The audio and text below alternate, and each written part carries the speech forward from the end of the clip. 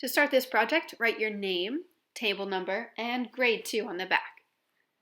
I like to put it in the middle because we're going to be cutting this paper out, and if it's in the middle, I will know that I'm not going to cut it out. Then you are going to flip your paper over so no words are showing. And it should be horizontal. That means it should be side to side. I'm going to fold it over like a book. Fold my paper over like a book. So the crease should be on the left and the opening should be on the right. Like I said, it should be like a book. You're going to make sure that it creases very well on the left. Now I am going to take a pencil and I'm going to draw the shape of half of a heart.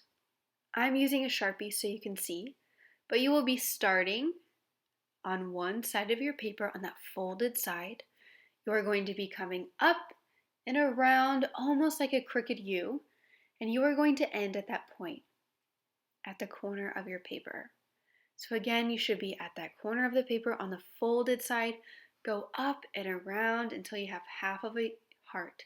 It's okay if it's not perfect. Just make sure your shape is nice and big and almost goes all the way to the outside. We don't want any tiny hearts. Now it's time to start cutting out your heart. Make sure that you are only cutting on the folded side. And it needs to be folded together still while you're cutting. So I'm going to carefully cut around my heart so that way when I'm done cutting, I will open it and it will be the size of the shape of a full heart. I'm going to flip over my heart to make sure that my name is still visible and that I didn't cut it off. If I did cut off my name, go ahead and rewrite it so that your name can be seen. I'm going to transfer over to a messy map because I'm going to start painting. We are going to be using red, purple, pinks, those colors that Picasso used during his rose period when he felt loved or loving. And I'm just going to paint my heart any way that I want. But remember my one rule, leave no white spaces. So you don't want any unintentional white spaces shown. I want you to cover your entire big heart with paint. Remember, it doesn't have to look like mine. So as you can see, I'm speeding up this process of me painting so that you are going to use your own imagination to paint it however you want, not necessarily copy off of me. As you can see, I'm wrapping up my painting here, and I didn't leave any unintentional white spaces. I used good effort and tried to make sure that my heart was colored in the best that I could. Now I'm going to put this away on the drying rack. Raise your hand when you're finished and I'll collect it for you, and then we will start our hearts again tomorrow.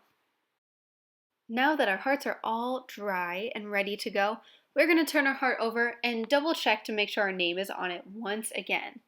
If your name is on it, you are going to be using oil pastel or crayon to decorate the top of your painting however you choose.